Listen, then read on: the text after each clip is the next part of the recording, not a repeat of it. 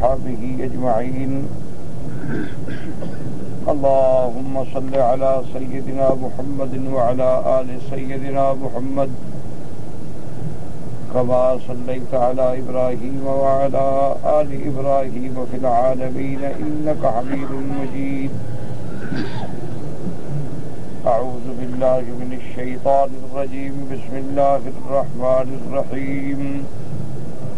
وعد الله الذين آمنوا منكم وعملوا الصالحات ليستخلفنهم في الأرض كما استخلف الذين من قبلهم وليمكنن لهم دينهم الذي ارتضى لهم وليبدلنهم من بعد خوفهم أمنا يعبدونني لا يشركون بي شيئا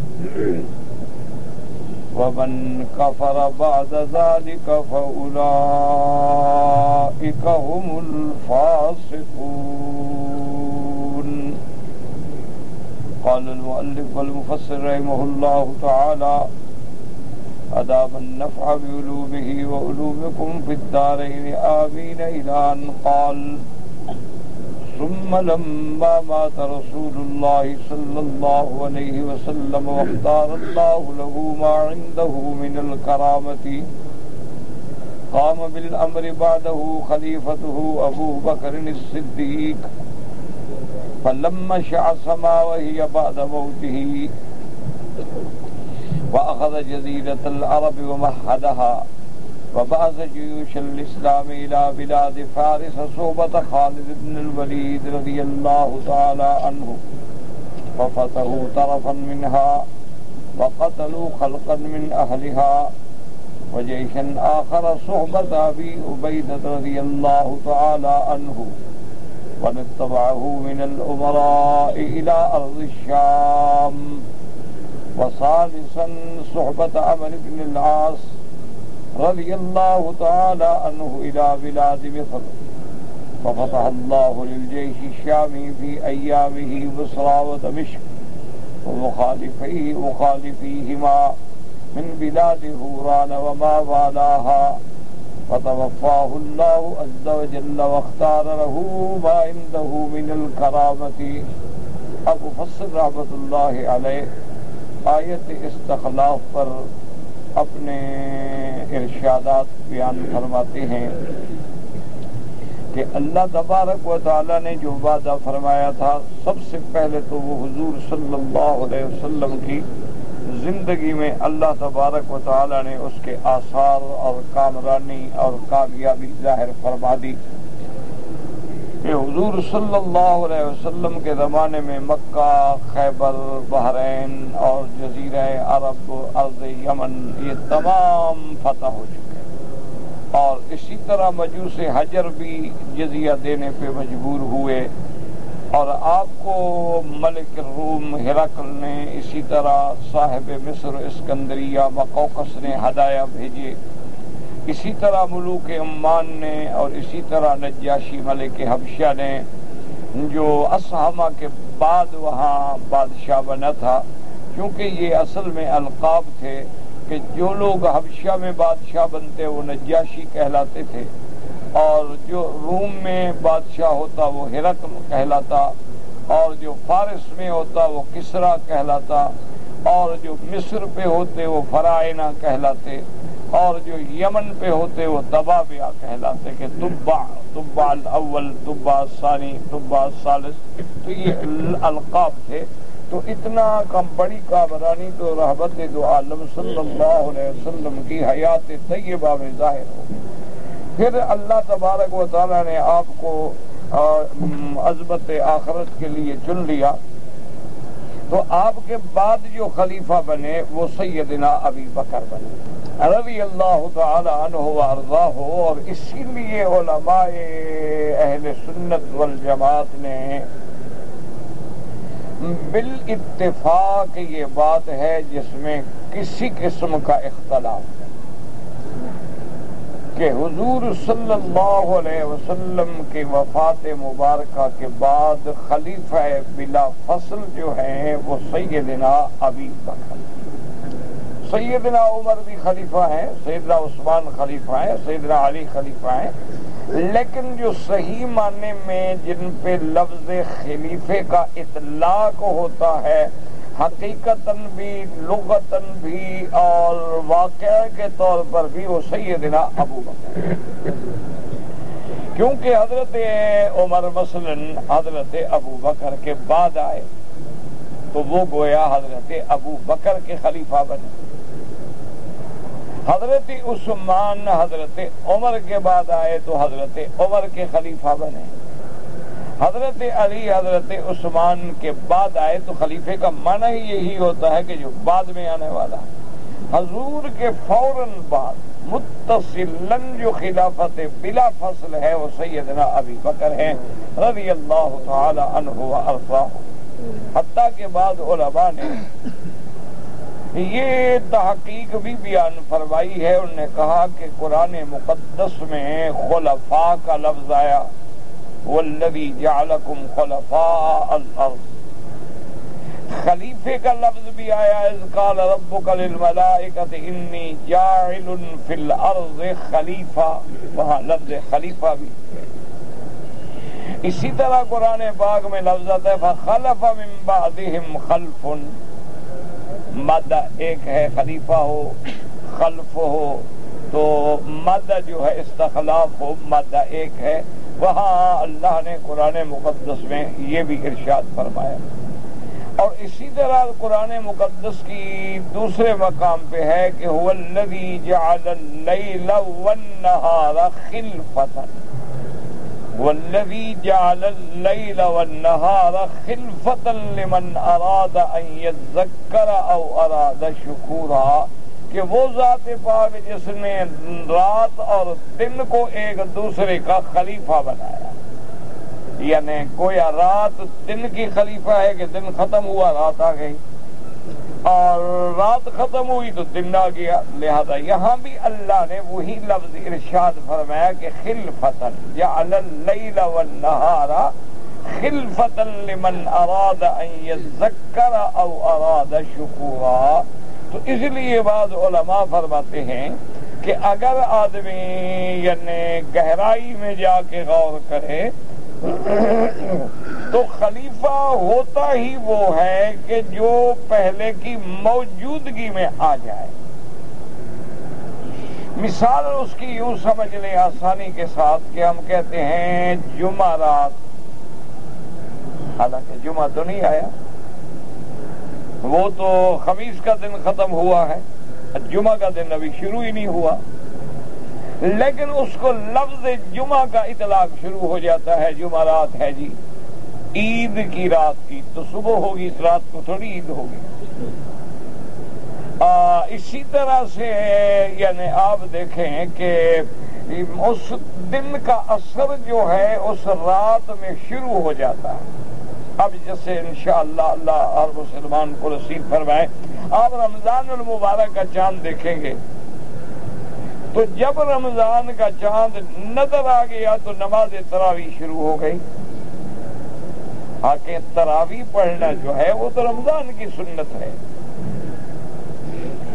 غیر رمضان میں تراویح نہیں پڑھی جاتی، آپ تہجد پڑھ سکتے ہیں، نفلیں جتنی مرضی آئے پڑھیں، لیکن تراویح جو ہے وہ تو صرف رمضان میں۔ لیکن چاند نظر آ گیا تو تراویح شروع ہو گئی، حالانکہ روزہ تو ہم نے ایک بھی نہیں رکھا، روزہ تو ابھی رکھیں گے۔ تو معنی یہ ہوا کہ اس رمضان کے دن نے اس میں دخل شروع کر دیا، حالانکہ رات کھڑی ہوئی۔ تو اس لیے علماء رحمہم اللہ تعالی علیہم اجمعین فرماتے ہیں کہ حقیقتاً خلیفہ کا معنی ہی یہ ہوتا ہے جو اپنے مستخلف جس کا خلیفہ بننا ہے اس کی موجودگی میں اثر پذیر ہو جائے، کہ جیسے رات موجود ہے لیکن رمضان کے دن نے اثر شروع کر دیا۔ اچھا اب جناب رمضان ختم ہو گیا، عید کا چاند نظر آ گیا تو تراویح ختم ہو گئی۔ تو اس لیے علماء نے فرمایا کہ اس طرح بھی اگر دیکھا جائے تو رحمت دو عالم صلی اللہ علیہ وسلم کی حیات طیبہ میں یعنی آپ ابھی زندہ الحمدللہ مدینہ منورہ میں موجود تھے، اور آپ نے حکم فرما دیا کہ مرو ابا بکر فلیصلی بالناس، ابو بکر کو حکم دو کہ میرے مصلی پہ کھڑے ہو کے نماز پڑھائے۔ تو گویا حضور کی زندگی میں ہی ابو بکر حضور کے مصلی پہ آ گئے۔ تو ان نے کہا کہ صحیح معنی میں لفظ خلیفہ کا اطلاق جو ہے وہ ابو بکر رضی اللہ تعالی عنہ پہ ہوتا ہے۔ اسی لیے سیدنا امیر المؤمنین عمر بن الخطاب رضی اللہ تعالی عنہ نے صحابہ کے سامنے دلیل رکھی کہ جس ذات کو، جس شخصیت کو، جس انسان کو اللہ کے نبی نے ہمارے دین کا امام بنا لیا ہے، ہم اس کو اپنی دنیا کا امام کیوں نہ بنا لیں؟ بھئی حضور نے مصلی پہ کھڑا کر دیا۔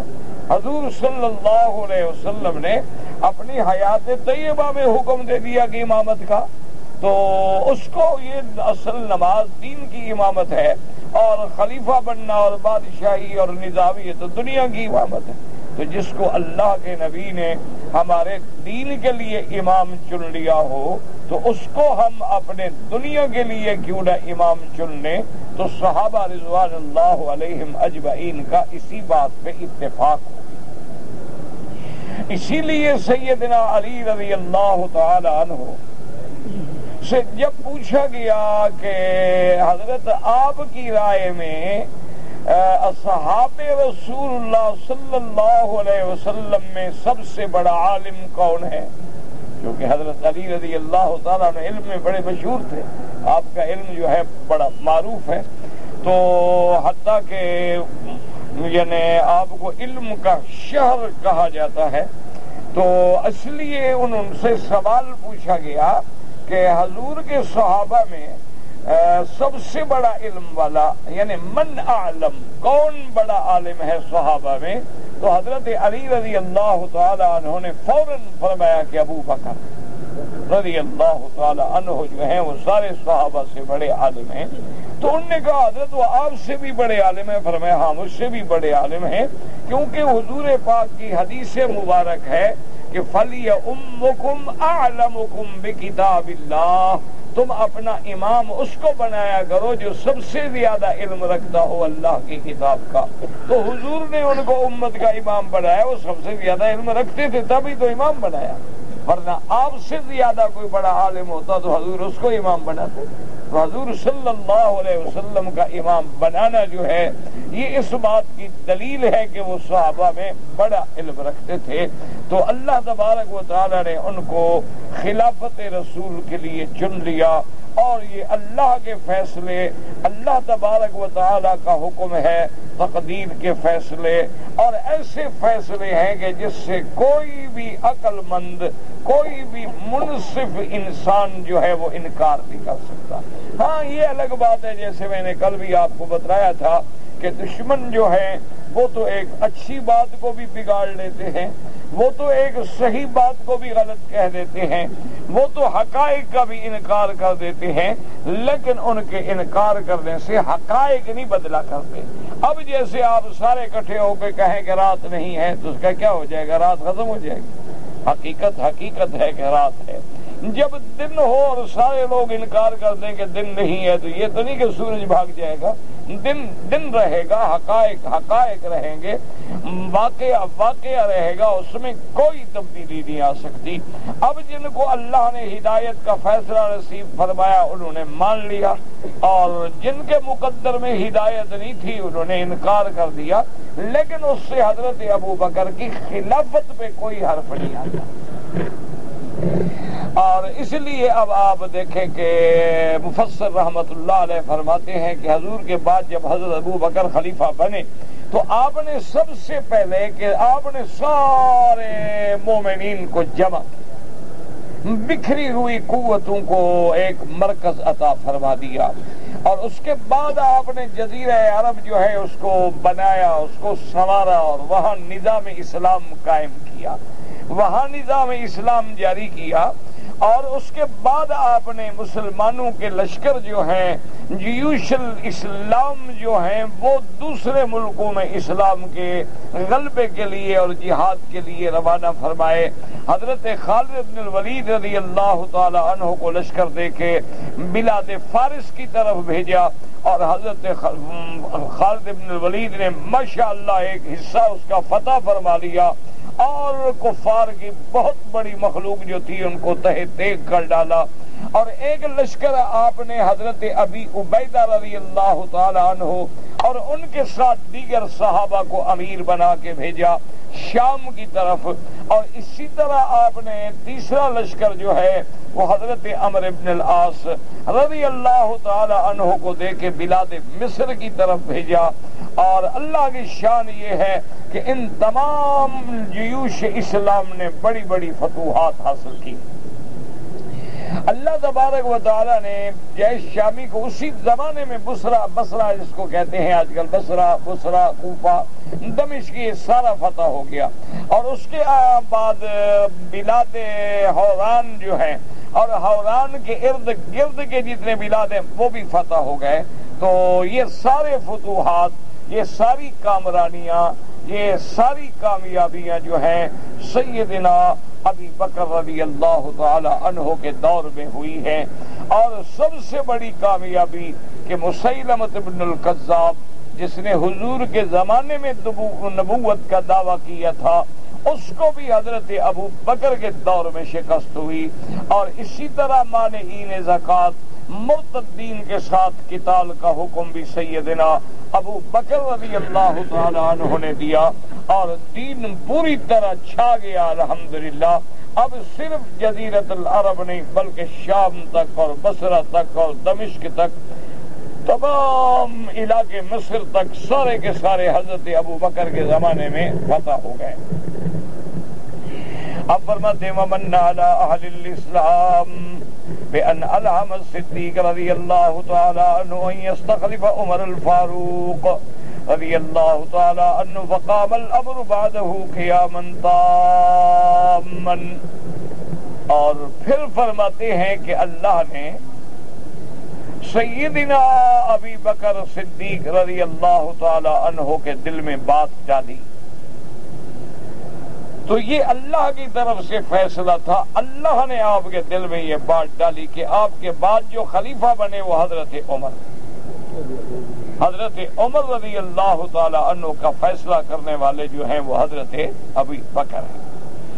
ماشاءاللہ جب حضرت عمر خلیفہ بنے فقام الامر بعدہ قیاما تاما، اب پورے کا پورا مسئلہ جو تھا اللہ نے اس کو حل فرما دیا کہ پوری طرح اسلام مستحکم ہو گیا اور تمکین دین جو ہے وہ مکمل ہو گئی۔ لم یدر الفلک بعد الانبیاء علی مثلہ فی قوت سیرتہ و کمال عدلہ۔ ابو فضل رحمۃ اللہ علیہ فرماتے ہیں کہ سورج نے انبیاء کے بعد ایسا بندہ نہیں دیکھا کہ جس کی سیرت، جس کی قوت اور جس کے عدل کا پوری دنیا میں شہرہ ہو جائے۔ کیوں؟ انبیاء تو انبیاء ہوتے ہیں نا، لیکن انبیاء کے بعد اگر کسی کو مقام ملا ہے کہ جس کی سیرت اور جس کا عدل کا کمال جو ہے پورے عالم پہ ظاہر ہوا، اپنے اپنے دشمنوں نے مان لیا، وہ حضرت عمر ہے رضی اللہ تعالی عنہ۔ وتم فی ایامہ فتح البلاد الشامیۃ بکمالها ودیار مصر الی آخرها واکثر اقلیم فارس۔ حضرت عمر رضی اللہ تعالی عنہ کے دور کے اندر بلاد شام فتح ہوئے، یعنی کامل، پہلے تو تھا نا طرفن من الشام کہ کچھ حصہ، حضرت عمر کے زمانے میں آ کے پورے کا پورا بلاد شام فتح ہو گیا، اور مصر پورا فتح ہو گیا، اور اقلیم فارس کا اکثر حصہ جو تھا وہ فتح ہو گیا۔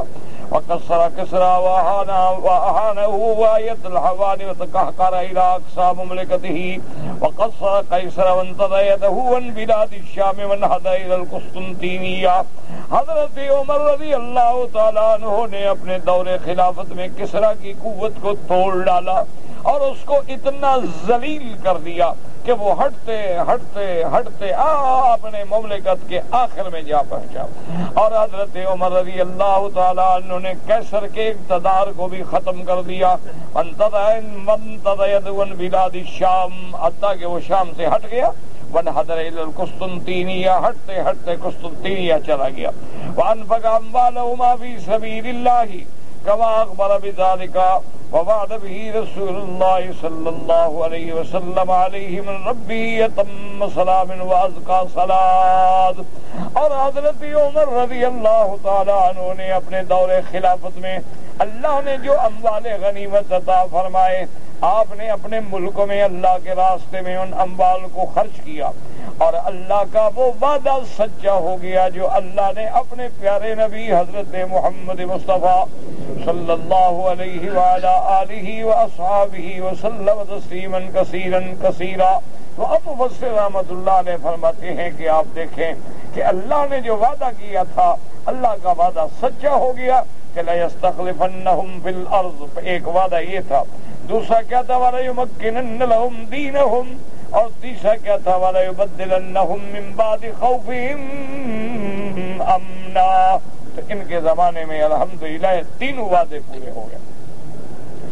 فرماتے ہیں ثم لما كانت الدولة العثمانية امتدت الممالك الإسلامية إلى أقصى مشارق الأرض ومغاربها، وفتحت بلاد المغرب إلى أقصى ما هنالك الأندلس وقبرص وبلاد القيروان وبلاد سبتة مما يلي البحر المحيط، ومن ناحية المشرق إلى أقصى بلاد الصين، وقد كسرى وبعد ملكه بالكلية، وفتحت مدائن العراق وخراسان والأحواز، وقتل المسلمون من الترك مقتلة عظيمة جدا، وخذل الله ملكهم الأعظم خاقان، وجب الخراج من المشارق والمغارب إلى حضرة أمير المؤمنين عثمان بن عفان رضي الله تعالى عنه، وذلك ببركة تلاوته ودراسته وجمع الأمة على حفظ القرآن. ولهذا ثبت في الصحيح أن رسول الله صلى الله عليه وسلم قال إن الله زوالي الأرض فرأيت مشارقها ومغاربها وسيبلغ ملك أمتي ما زوالي منها، فها نحن نتكلم فيما وعدنا الله ورسوله صدق الله ورسوله، ونسأل الله الإيمان به وبرسوله والقيام بشكره على الوجه الذي يرضيه عنا. اب سیدنا عمر رضی اللہ تعالیٰ عنہ کے بعد خلافت دولت عثمانیہ کا دور شروع ہوا، تو جب حضرت عثمان کا دور آیا الحمدللہ اسلام مشارق الارض و مغاربہا تک پہنچ گیا. بلاد مغرب حضرت عثمان کے زمانے میں فتح ہوئے، اندلس، قبرص، قیروان، بلاد سبتیہ، بحر المحیط تک چلے گئے، اور مشرق کی طرف سے آپ نے چین تک فتوحات کو پہنچا دیا.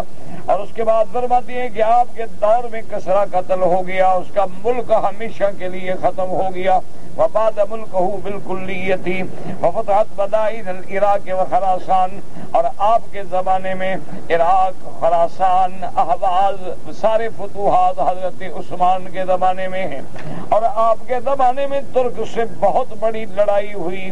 اللہ تبارک و تعالیٰ نے ان کا جو سب سے بڑا بادشاہ خاقان تھا، اللہ نے اس کو ذلیل و رسوا کیا.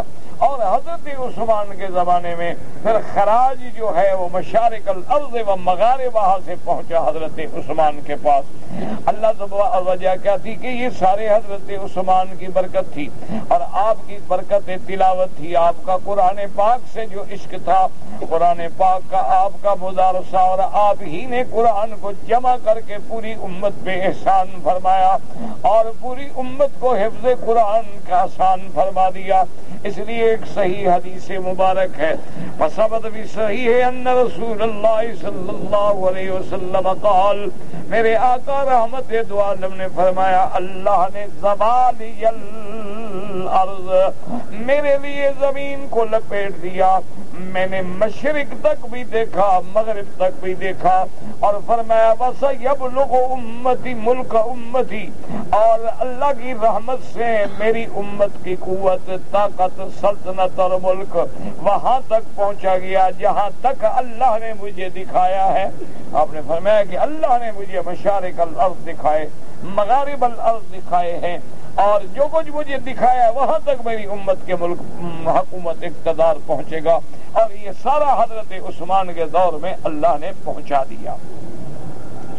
اب مفسر رحمۃ اللہ علیہ فرماتے ہیں وہاں نحنو، اب دیکھو کہ ہم اللہ کا جو وعدہ تھا اللہ کے رسول کے ساتھ، اللہ کا وعدہ سچا ہوا کہ آج ہم بلاد اسلامیہ کی نعمتوں سے متمتع ہیں، ورنہ تو آپ جانتے ہیں کہ آپ سے پہلے کیا تھا۔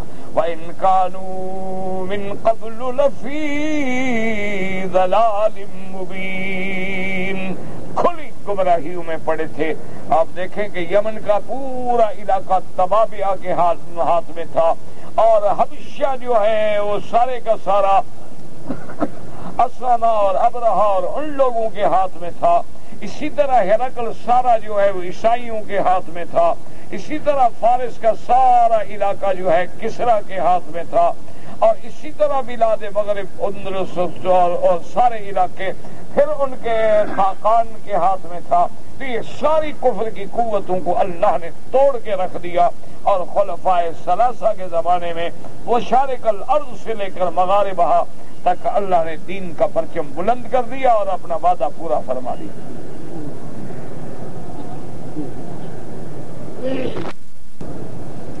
لیکن اللہ ہمیں اس نعمت کے شکر کرنے کی توفیق دے۔ اسی لیے آپ ایک تو ہوتا ہے نا کہ آدمی نے قرآن کی آیت پڑھی اور پڑھ رہے، ٹھیک ہے، پڑھنے میں بھی ثواب ہے۔ جو لوگ صرف قرآن کی تلاوت کرتے ہیں ان کو بھی ہر حرف پہ 10 نیکیاں ملتی ہیں، اور اتنا بڑا اجر ہے کہ حضور نے فرمایا کہ الف لام میم، یہ نہ کہو کہ یہ ایک حرف ہے، بلکہ فرمایا الف حرف لام حرف میم حرف۔ الف الگ حرف ہے، لام الگ حرف ہے، میم الگ حرف، یعنی جب آپ کہتے ہیں الف لام میم 30 میں کیا لکھے تو پڑھنا بھی ثواب ہے۔ ایک ہے کہ پھر قرآن کو پڑھتا ہے اور ترجمہ بھی جانتا، وہ بہت بڑی شان ہے۔ ایک یہ ہے کہ پھر قرآن پاک کی آیات میں اللہ نے اس کو تفکر و تدبر بھی نصیب فرمایا ہے کہ وہ اس بحر بے کنار میں ڈوب کے موتی نکالتا، جیسے بڑے بڑے مفسرین حضرت عباس، عبداللہ ابن عباس، پھر آپ کے بعد آپ کے تلامذہ حضرت اکرمہ ہیں، اسی طرح حضرت ضحاک ہیں، حضرت مجاہد ہیں، حضرت سدی ہیں، اور پھر بعد میں ہر دور میں اللہ نے مفسرین قرآن پیدا کیے جنہوں نے قرآن پاک کو سمجھا، قرآن پاک کے اشارات کو سمجھا، ان کی حکم کو سمجھا، اور پھر جمع کر کے حضور کی امت کے سامنے مختلف زبانوں میں تراجم کر کے رکھ دیے کہ تاکہ لوگوں کے سمجھنے میں آسانی ہو جائے۔ اب آپ ٹھنڈے دل سے غور کریں کہ جب اللہ نے ہمارے پاک نبی رحمت دو عالم کو مبعوث فرمایا مکے میں، تو آپ کے ساتھ تو ایک بندہ بھی نہیں۔ ٹھنڈے دل سے غور، یعنی سب سے پہلے ایمان لانے والوں میں بی بی خدیجہ ہیں، عورتوں میں سے، مردوں میں سے حضرت ابی بکر ہیں، بچوں میں حضرت علی ہیں، غلاموں میں حضرت زید ہیں۔ یہ آہستہ آہستہ آہستہ، اور پھر کافی مدتوں کی محنتوں کے بعد 40 مسلمان۔ اور اگر آپ بالکل تاریخ پہ نظر ڈالیں اور آنکھ پہ نظر ڈالیں، 13 سال کی محنت کے بعد تقریباً 80 آدمی ہیں۔ ذرا ٹھنڈے دل سے غور کریں، بات کو دماغ میں رکھیں، سمجھیں۔ آج تو ایک مولوی کے ساتھ بھی 500-600 آدمی ہوتا ہے۔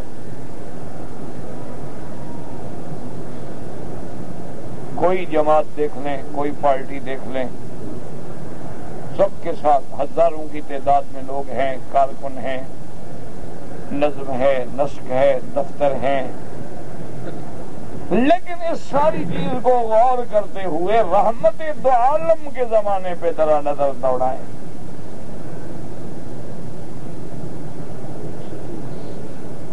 کہ نبوت کے ملنے کے بعد حضور پاک نے 13 سال مکے میں گزارے ہیں، 13 سال کی محنت میں 80 آدمی،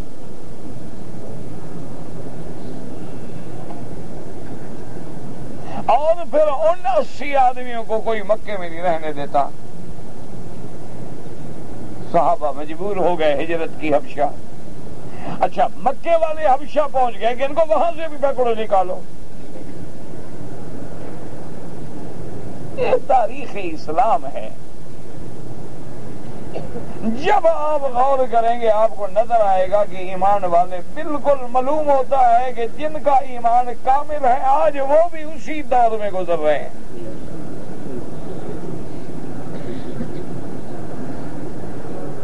ہمارے آپ جیسے نہیں، آپ کا ہمارا ایمان تو بس دعا کریں، وہ کلمہ پڑھتے ہیں، اللہ کرے کلمے پہ موت ہو جائے، ورنہ جو بہرحال آپ تو درجات والے لوگ ہیں، مجھے اپنا تو خوف رہتا ہے۔ ذرا غور فرمائیں کہ بھئی صحابہ حبشہ نہیں وہاں پہنچے، یہ تو اللہ نے نجاشی کے دل میں ڈالا اور اس نے قرآن سنا اور اللہ نے اس کے دل میں اسلام کی محبت ڈال دی، اس نے کہا بھی نہیں، میں ان پہ ظلم نہیں کر سکتا۔ اچھا، اب حضور رحمت دو عالم مدینہ منورہ تشریف لے گئے، مہاجرین پہنچ گئے، صحابہ کوئی گھر نہیں، سب اپنا وطن گھر سب کچھ مکے میں چھوڑ کے۔ ذرا غور کریں، دماغ میں تاریخ اسلام پہ نظر ڈالیں۔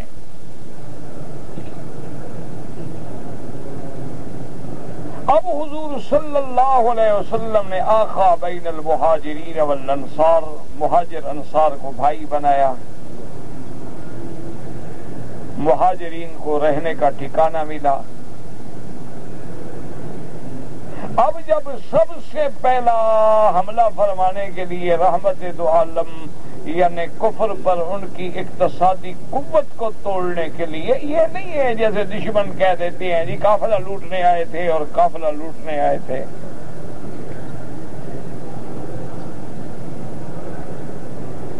اصل بات یہ تھی کہ یہ وہ قافلہ تھا جو ابو سفیان شام سے لا رہا تھا، اس میں تمام مکے کے بڑے بڑے سرداروں نے پیسہ ڈالا تھا کہ جب سامان آئے گا اور بکے گا اور مال حاصل ہوگا تو اس سے ہمیں ایک بڑا لشکر تیار کر کے اب ان کو ہم مدینے میں بھی نہیں ٹکنے دیں گے، وہاں جا کے حملہ کریں گے۔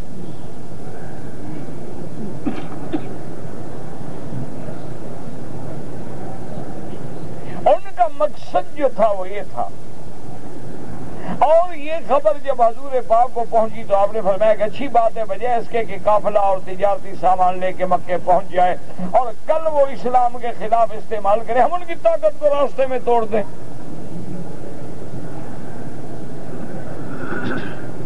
ابو سفیان کے اس قافلے کے لیے جب حضور پاک چلے ہیں 313 آدمی،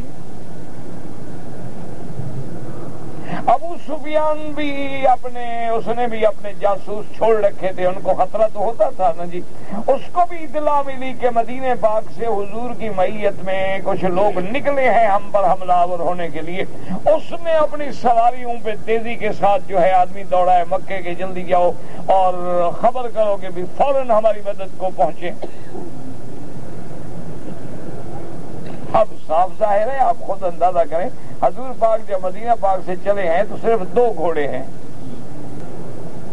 چند صحابہ کے پاس تلواریں ہیں اور چند صحابہ ہیں جن کے پاس سواریاں ہیں، باقی سب پیدل ہیں۔ اب مدینہ پاک سے پیدل چلنا اور بدر پہنچنا کتنا وقت لگتا ہے؟ اچھا، ابو سفیان کے پاس ایک سے ایک اعلیٰ اونٹنی تھی، گھوڑے تھے، وہ جناب مکے پہنچے، مکے والے یہاں سے 1000 کا لشکر لے کے ابھی جہل نکلا ابو سفیان کی مدد کے لیے۔ ابو سفیان نے یہ کیا کہ اصل راستے سے ہٹ کے اور زیادہ نیچے چلا گیا سمندر کی طرف، کیونکہ یہ سارا آپ دیکھیں نا بدر کے ساتھ ساتھ سارا سمندر آ رہا ہے نا۔ اور جب ابو جہل دشمنوں کو لے کے وہاں پہنچا ہے تو ابو سفیان کا قافلہ نکل چکا تھا۔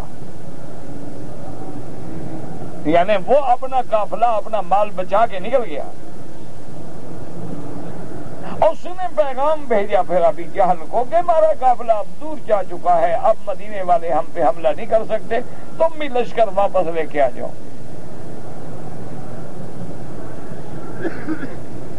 لیکن اللہ تبارک و تعالیٰ تو علام الغیوب ہیں، علیم بذات الصدور ہیں. وہ تو جانتے تھے کہ مسلمانوں پہ یہ ظالم عیب لگائیں گے، دہشت گرد ہیں، مال لوٹنے آئے تھے، قافلہ لوٹنے آئے تھے. اللہ نے فرمایا میرا بدری آج پھر ہم حق و باطل کا فیصلہ ہی کر دیتے. قافلہ وافلہ تو نکل گیا ہے نا. اسی لیے اس کا نام یوم الفرقان، فیصلے والا دن، کہ حق و باطل میں فیصلہ ہو گیا. اب جناب خود اندازہ فرمائے کہ 313 چلو اللہ نے کامیابی عطا فرما دی. کافروں نے وہ بدلہ لینے کے لیے پھر لشکر تیار کیا اور احد میں جا کے مسلمانوں کو شکست ہو گئی. یہ سارے حالات کو سامنے رکھے، لیکن اس کے باوجود اللہ تبارک و تعالی نے اپنا وعدہ سچا کیا، رحمت دو عالم کو کامران و کامیاب فرمایا. آپ کے بعد آپ کے خلفاء کے ذریعے اللہ نے مشارق الارض و مغاربہا تک اسلام کو پہنچا دیا. اور ہمارا اب بھی یقین ہے کہ غلبہ جو ہے وہ اسلام کو ہوگا. یہ جو سازشیں ہو رہی ہیں نا، کبھی خاکہ چھاپ دیا، کبھی کو مضمون لکھ دیا، کبھی رشدی ملعون کو خرید لیا، کبھی تسلیمہ نسرین کو خرید لیا، یہ دشمن کی بڑی پلاننگ ہے، تخطیط ہے. وہ قدم قدم قدم قدم آگے بڑھ رہے ہیں. ان کو پتہ ہے کہ ہمارے لیے سب سے بڑا خطرہ جو ہے وہ اسلام ہے. اس لیے وہ چاہتے ہیں کہ ہمیں ہر حال میں نقصان پہنچائیں. کیسے پہنچائیں؟ اس کے کئی طریقے ہیں. اقتصادی طور پہ کمزور کر دیں، مسلمانوں کو کوئی طاقت والی چیز نہ بنانے دیں، مسلمانوں کو اپنے ملک کے اندر سکون نصیب نہ ہو، لڑتے رہیں، مرتے رہیں، مارتے رہیں، ایک دوسرے کو کاٹتے رہیں.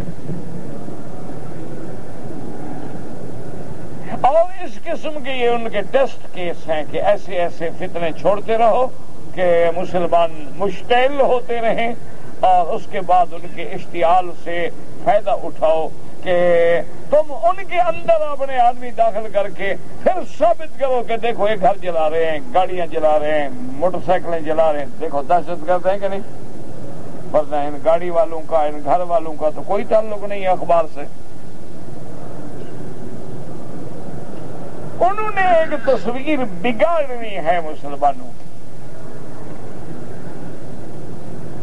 لیکن یہ ساری باوجود ان سارے حقائق کے، ان ساری سازشوں کے، ان ساری کفر کی طاغوتی قوتوں کے فتنوں کے، یعنی آپ کو یہ دیکھنا پڑے گا کہ آج بھی جب حضور پاک کی عزت و عظمت کی شان کا مسئلہ پیدا ہوا ہے، ایمانداری کی بات ہے، کوئی کالجی ہے، کوئی مدرسے کا ہے، کوئی طالب ہے، کوئی داڑھی والا ہے، کوئی فاسق ہے، کوئی فاجر ہے، سب محمد مدنی کی عظمت پہ جان دینے کے لیے تیار ہو.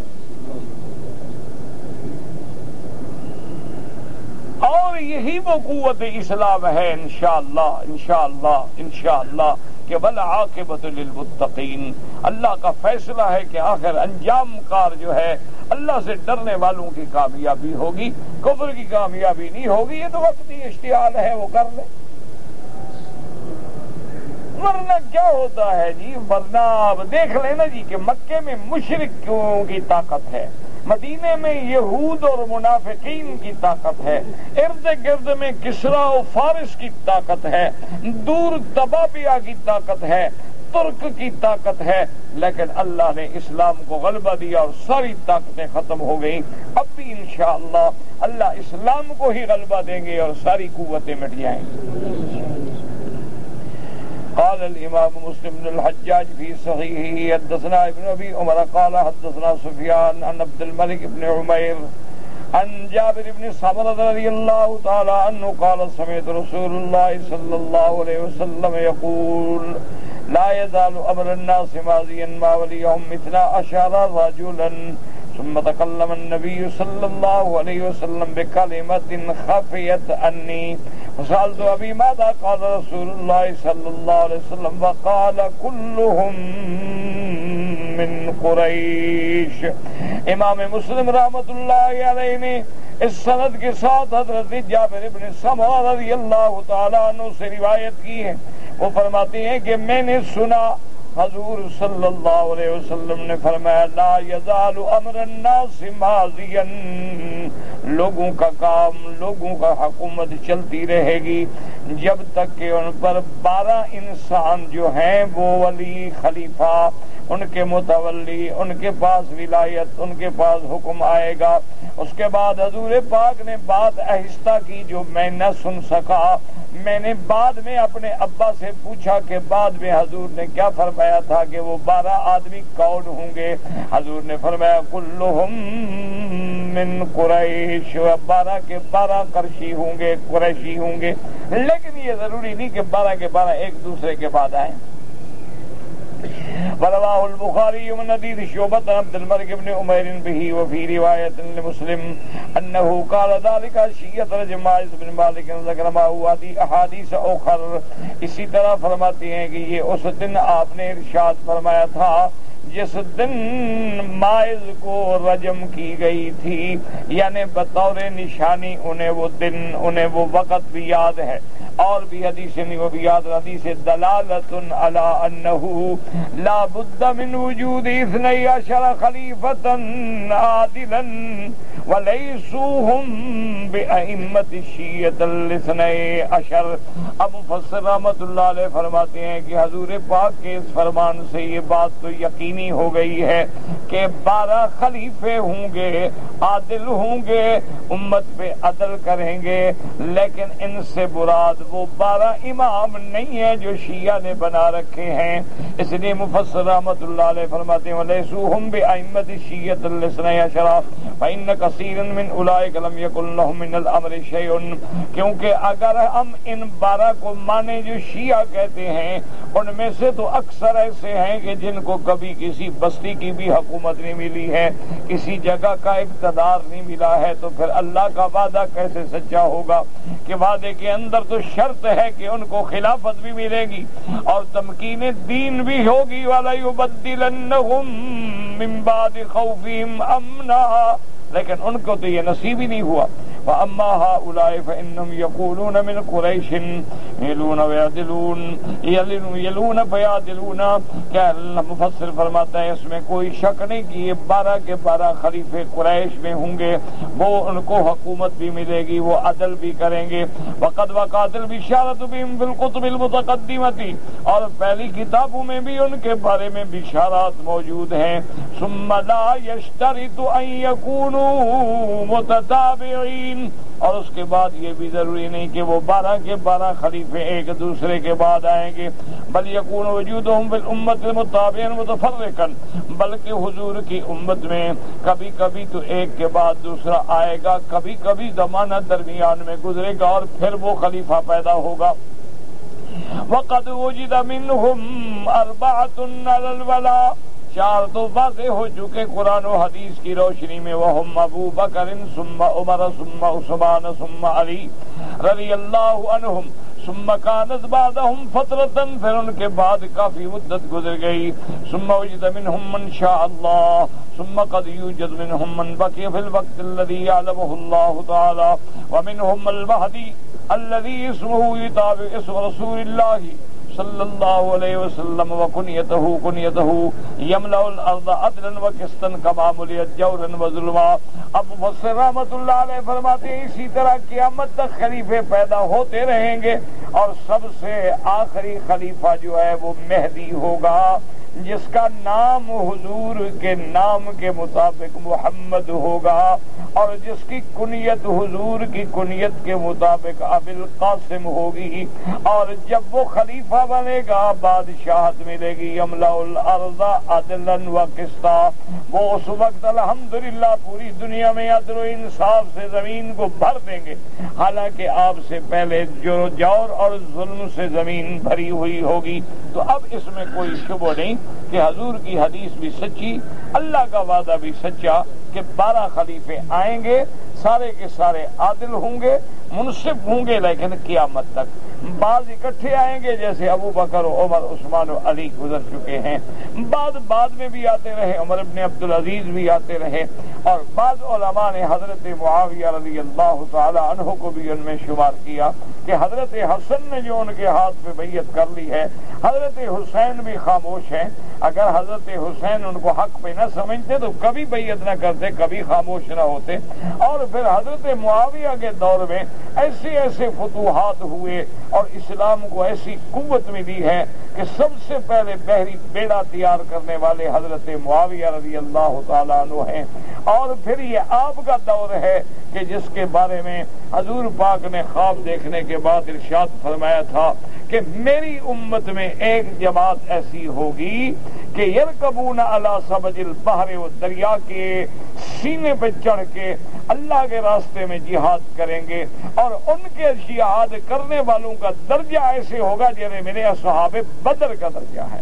تو یہ دور جو ہے یہ بھی اسی دور میں آتا ہے کہ اس پر یزید ابن سفیان بڑے تھے، انہوں نے جا کے اس کی قیادت کی، اور ابی ایوب انصاری رضی اللہ تعالی عنہ کا جنازہ بھی انہوں نے پڑھایا۔ تو بہرحال پھر عمر ابن عبدالعزیز آئے، اس کے بعد بھی لوگ آتے رہے، آخر میں جو آئیں گے وہ مہدی ہوں گے، اور اس مہدی سے مراد یہ نہیں ہے جو غار میں چھپے ہوئے ہیں، وہ تو پیدا بعد میں ہوں گے، اور ان کا نام بھی محمد ہوگا، اور ان کی کنیت بھی ابو القاسم ہوگی، اور بعض روایتوں میں آتا ہے ان کے والد کا نام بھی حضور کے والد کے نام پہ ہوگا، اور والدہ کا نام بھی حضور کی والدہ کے نام پہ ہوگا۔ تو حسن عسکری کی اولاد پر تو نہ نام صادق آتا ہے نہ باپ کا نام صادق آتا ہے، اور پھر ان کے بقول تو یہ ہے نا کہ پیدا ہو گئے ہیں، غار میں چھپے بیٹھے ہیں، یہ تو نہیں کہتے نا کہ پیدا ہوں گے، تو کہتے ہیں ہو چکے، پتہ نہیں کتنی عمر مبارک ہے کہ ابھی تک وہ غار میں ہیں۔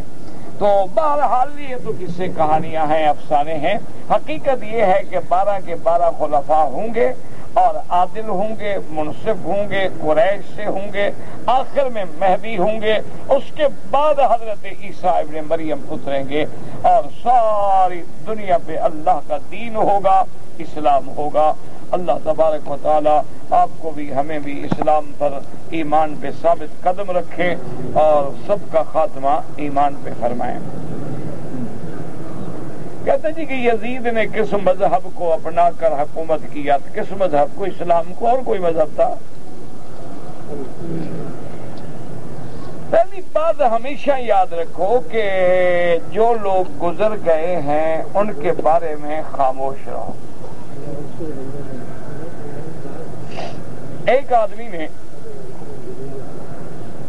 حضرت عبداللہ ابن المبارک جو امیر المؤمنین فی الحدیث ہیں اور حضرت امام بخاری کے بھی استاد رحمت اللہ علیہم، ان سے کسی نے جا کے پوچھا یزید کے بارے میں، انہوں نے کہا خدا کے بندے جب اللہ نے ہمیں اس وقت سے محفوظ رکھا ہے تو ہم اپنی زبان کیوں ہلائیں؟ بھئی وہ واقعہ تھا، گزر گیا، ہم نہیں تھے، تو بلا وجہ ہم بحث کر کے اپنے آپ کو، اپنے ایمان کو خدشات میں ڈالیں، کیا ضرورت ہے؟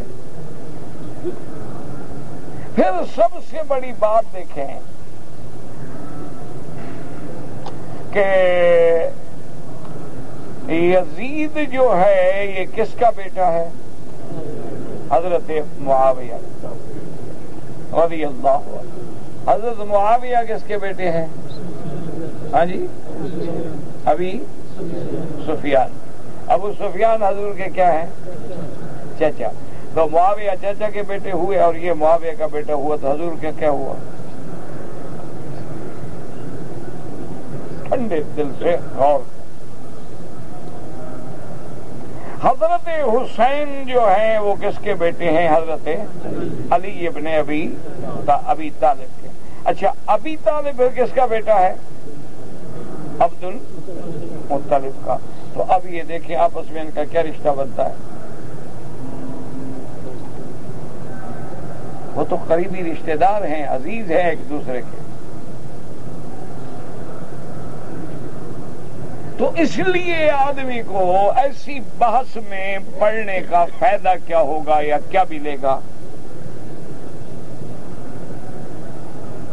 تو سب سے بہتر یہی بات ہے جو امام ابو حنیفہ رحمۃ اللہ علیہ نے فرمائی ہے کہ ہم مسلمانوں کو چاہیے کہ ہم اپنی زبان بند رکھیں۔ اگر ایک دفعہ زبان کھل گئی نا، پھر وہ زبان رکتی نہیں ہے۔ حضرت معاویہ اور حضرت علی میں جنگ ہو گئی ہے، دونوں طرف صحابہ ہیں، آپ کس کے خلاف زبان کھولیں گے؟ حضرت علی اور حضرت سیدہ عائشہ کے درمیان جنگ جمل ہو گئی، ایک طرف ماں ہے ایک طرف بیٹا ہے، ادھر بھی صحابہ ہیں ادھر بھی صحابہ ہیں، کس پہ بات کریں گے؟ تو اس لیے ہم سب کا اسی میں بھلا ہے کہ اپنی زبانوں کو بند رکھیں اور معاملہ اللہ پہ چھوڑ دیں، اللہ جانے وہ جانے۔ اگر حضرت حسین نے انہیں معاف کر دیا ہو تو ہم کیا کر لیں گے؟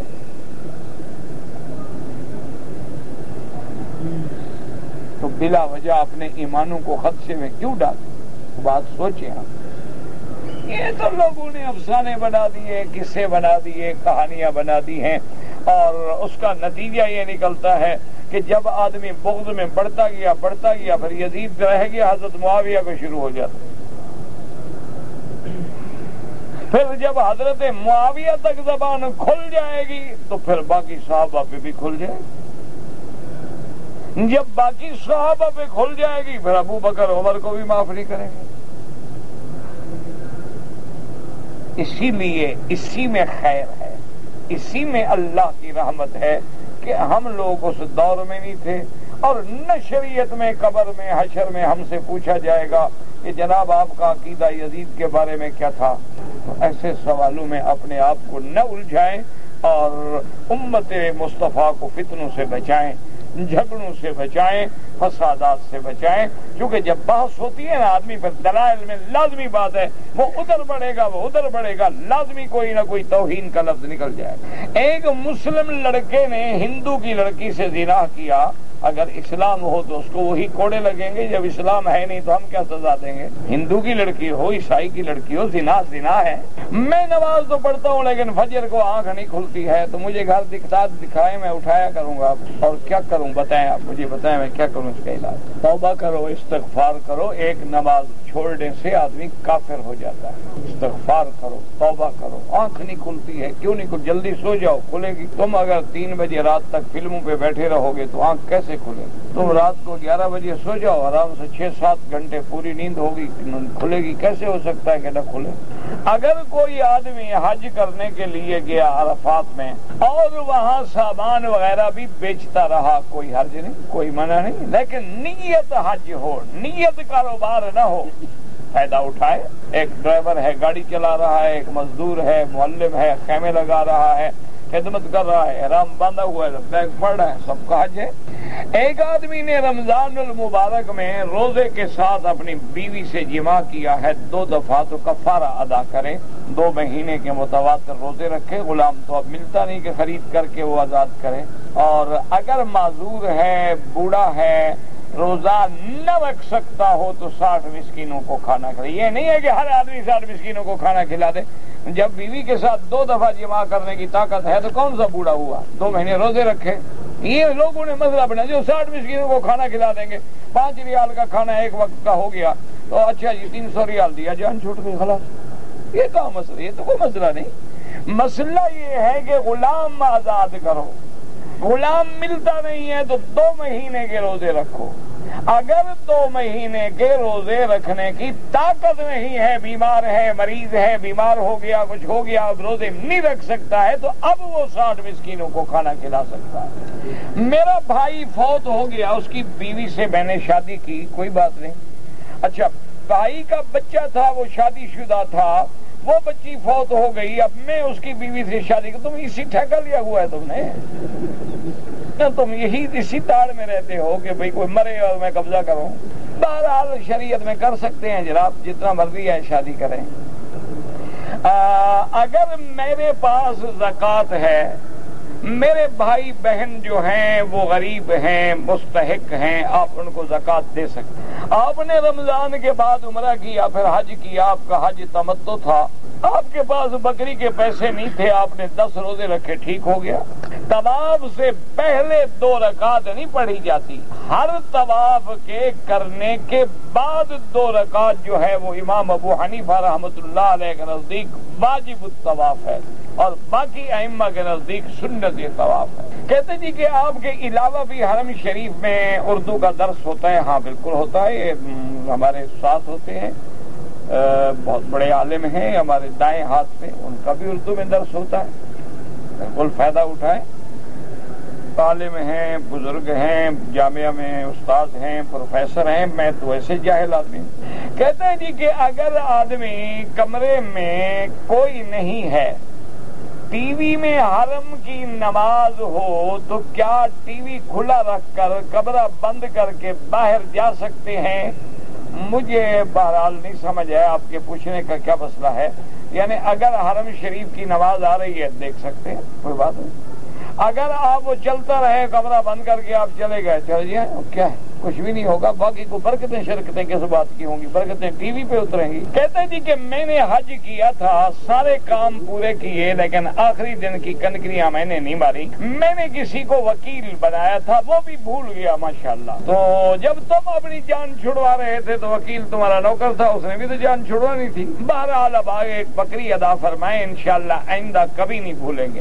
کہتے ہیں جی کہ صفوں میں یہاں پر دیکھا ہے کہ لوگ چھوٹے بچوں کو کھڑا کر دیتے ہیں، افضل یہ ہے کہ بچے پیچھے ہوں، صف کے اندر نہ ہوں بچے، لیکن حالات یہ ہیں کہ اتنا بڑا حرم ہے، اگر وہ کہیں کھڑا کرتے ہیں تو بچے غائب ہو جائے، گم ہو جائے، مجبوری کی بنا پہ کرتے ہیں بیچارے، آمدن کوئی نہیں کرتا، بچہ بھاگ گیا، آپ کہاں سے جا کے جناب ڈھونڈیں گے؟ آپ کے ہاں تو مسجد ہوتی ہے نا، زیادہ سے زیادہ بڑی کیا ہوگی، 100 میٹر، یہاں تو ماشاءاللہ اتنی بڑی مسجد ہے، بچہ گم ہو جائے تو سارا دن آپ کو لگ جائے ڈھونڈنے میں۔ اس لیے بعض لوگ مجبوراً، ورنہ پہلے بڑوں کی صفیں ہوں، ان کے بعد بچوں کی صفیں ہوں، ان کے بعد عورتوں کی صفیں ہوں، جو شرعاً حکم ہے۔ ایک ہے مجبوری، ورنہ بچے کو سامنے بٹھائیں، کوشش کریں کہ صفوں میں فاصلہ نہ ہو اور ہماری صفیں درست ہوں، کندھے کے برابر کندھا ہو، ٹخنے کے برابر ٹخنا ہو، بندہ آگے پیچھے نہ ہو، صف ٹیڑھی نہ ہو، ورنہ اللہ نظر نہیں فرماتے۔ تو اگر غلطی تو 2 آدمی کریں گے صف میں، اور ساری صف جو ہے اللہ کی نظر سے محروم ہو جائے گی۔